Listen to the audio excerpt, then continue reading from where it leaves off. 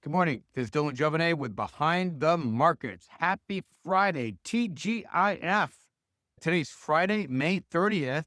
And the big news is a court struck down President Trump's tariffs, use of actually the International Emergency Economic Powers Act from 1977 to even place these tariffs on people in the first place, on countries in the first place. And why is this important? Why is this so important to us? First of all, just so anybody who has any claims of saying this is a partisan thing, there's a three judges on this court that decide this, and these are very sophisticated judges, federal court, and two of them are Republican. One of them was appointed by Trump in his first term, the other one by Reagan, and one by Obama. So this is basically a bipartisan thing. These people are thinking on a pretty high level. It's considered a very well-respected court. And I want to read to you what they wrote, which I thought was very instructive.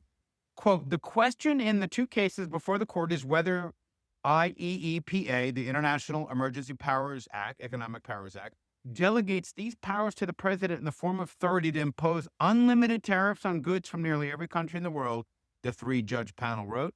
The court does not read IEEPA to confer such unbounded authority and sets aside the challenged tariffs imposed thereunder. This is very important stuff. When our founders wrote our Constitution, they gave tax and spend authority with the Congress. And basically, a tariff is a tax, as Trump himself has said. It's a tax. It's a tax on a foreign good, just a different name because it's a tax on external things. Basically, Congress has delegated its authority to the executive under this International Emergency Economic Powers Act. And a lot of those folks on Capitol Hill have said privately, we don't think this is going to survive a court challenge. And he's allowed to do it under this act, and it'll get knocked down in court. Now, of course, the markets cheered. This kind of overtook the Nvidia news, which I'll talk about Monday. Very impressive numbers from Nvidia. Look, this tariff thing is becoming like a meme.